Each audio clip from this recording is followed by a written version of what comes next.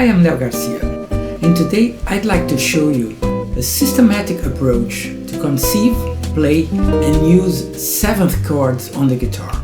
These chords have a jazzy sound, but they can be used in many different styles. In this first episode, I will concentrate on major seventh chords. I will show you how you can invert those chords and find very nice and interesting voicings. We will start on the first four strings of the guitar, and then we will transpose the notes from the first string to the sixth string. I will also show you how to use these major seventh chord voicings as extensions for minor chords, and how they can even be used in place of suspended chords. So let's get started. Let's start with the basic C major seventh chord, which is formed by the notes C, E, G and B. They are the root, major third, perfect fifth and major seventh respectively. This chord can be played in root position closed voicing, over here or here, for instance. Closed voicing means that the four notes are as close together as possible, and thus are within the limit of 1 octave. But here we'll be dealing with open voicings, which means these notes will be spread beyond the limit of 1 octave. Let's go straight to the practical side of it. Remember, I'm only using the first four strings for now. And also, we won't use any open strings, so the voicings we will find are completely movable. Let's take our C major seventh chord, C, E, G and B. Which one of those notes first appears on the fourth string? It's E, so I'll keep this one. Next string, the third string. Which of those notes can I play? It's B. I'll keep this one too. And so on. Second string, I'll play the C note. And finally, the first string, I will play the G note, which is the remaining note of the four. So now I have this voicing here, E, B, C and G.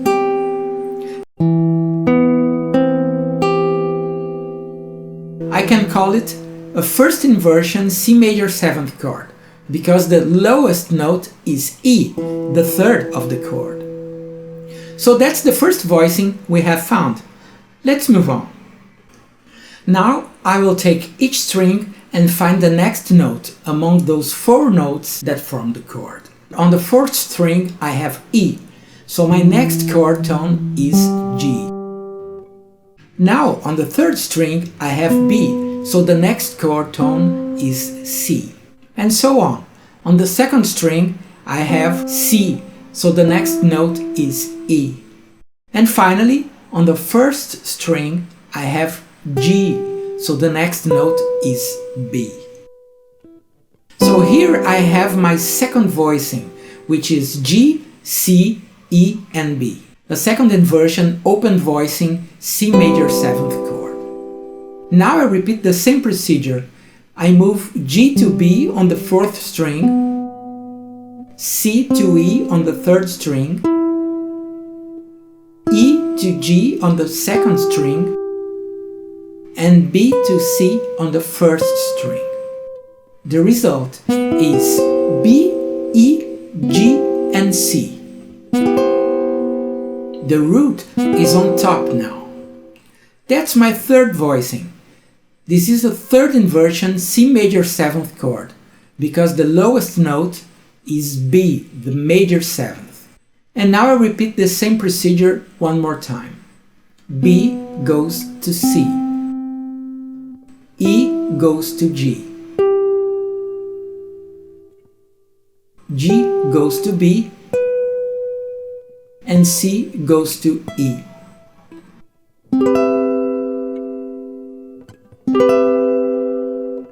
This is a C major seventh root position chord, because the lowest note is the root C. If I repeated the procedure once again, I would end up with the same voicing that we started, the first inversion voicing 1 octave higher.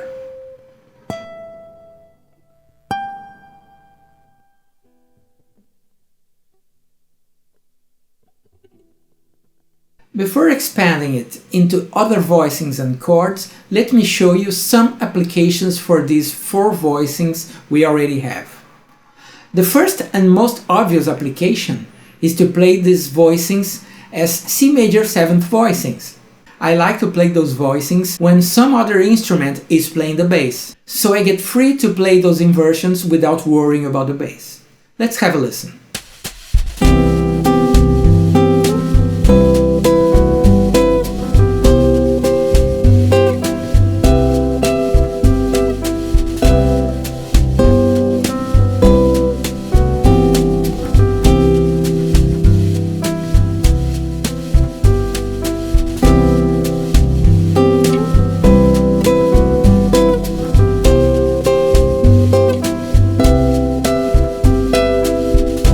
Another application is to consider these major 7th voicings as rootless voicings of a minor chord that is a minor third below. In this case, we can use these C major 7th voicings as extension to an A minor chord, so those 4 notes represent the 3rd, 5th, 7th and 9th of my A minor chord. Let's have a listen.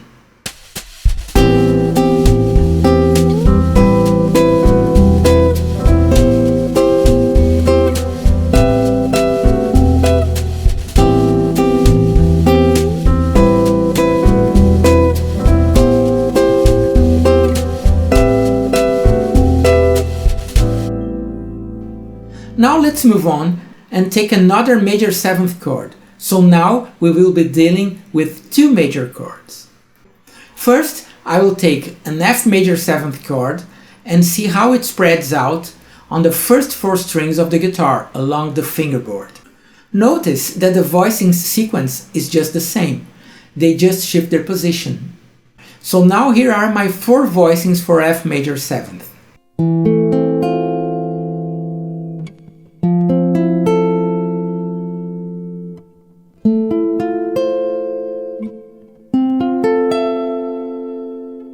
One more time.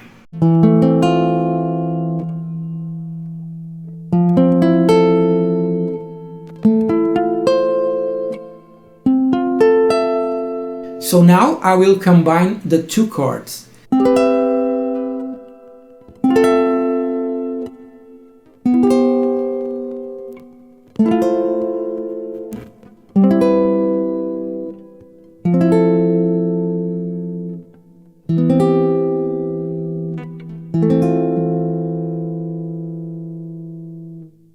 Let's put that in context. In this next example, I will use the rootless voicing concept and play C major 7th voicings against A minor and F major voicings against D minor.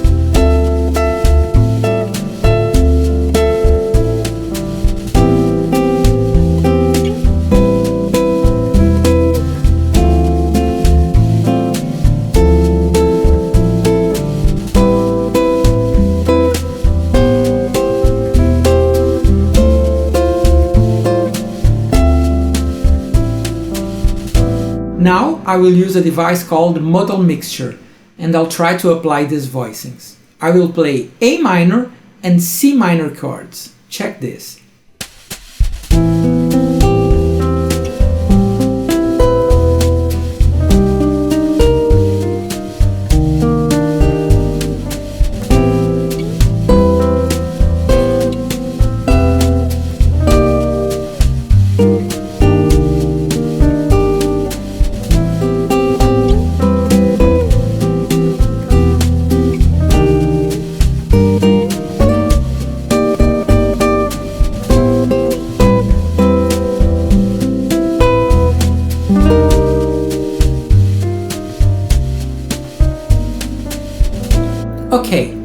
That's enough for the first 4 strings for now.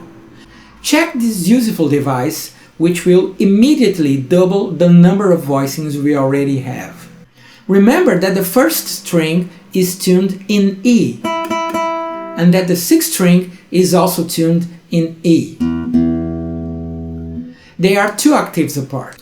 It means that I can take any note that is in the 1st string and directly move it to the 6th string. Let's see. In this first voicing, I move the high G to the low G on the 6th string. It becomes a C major 7th chord with G on the bass.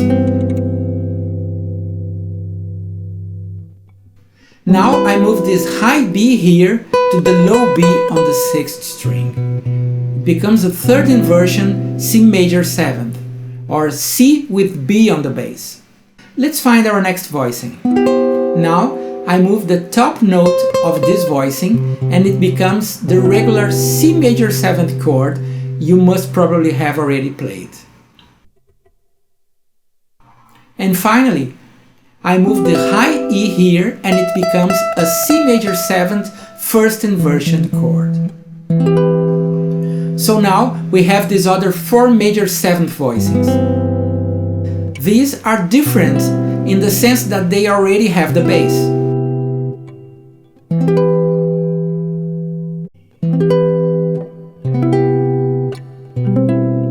I like to use these voicings in a composition or arrangement, especially when I don't want to remain static in a single chord, or when I am looking for different sounds to a progression. Let's check out the same voicings but for an F major chord.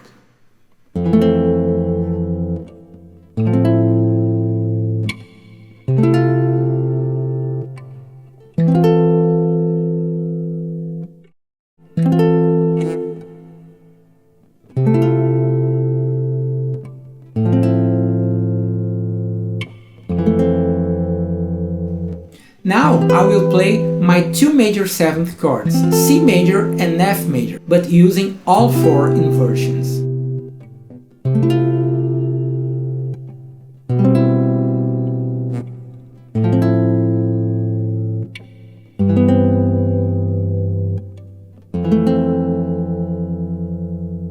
Let's listen in the context of the band.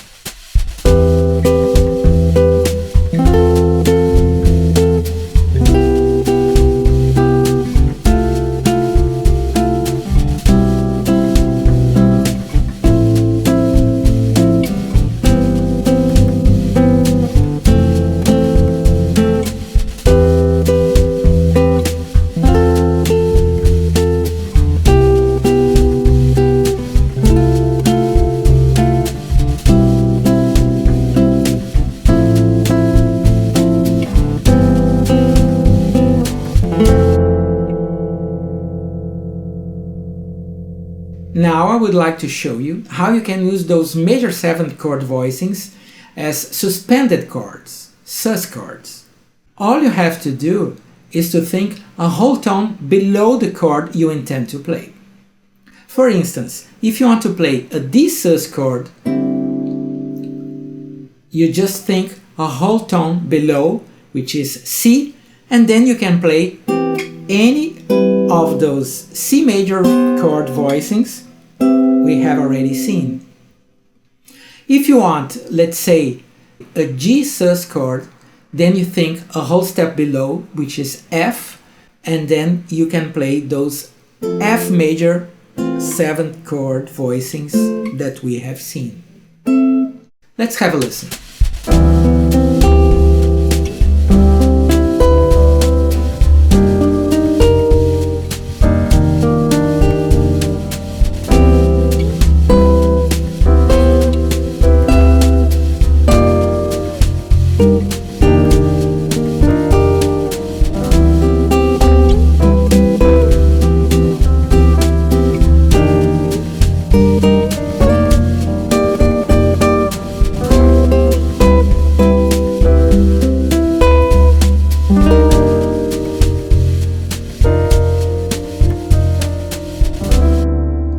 Okay, I hope you have enjoyed this video and that it might have opened a few doors for you.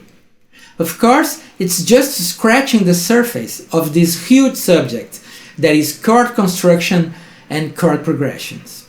If you liked it, please consider hitting the like button and subscribing to my channel. Thanks for watching. See you next time.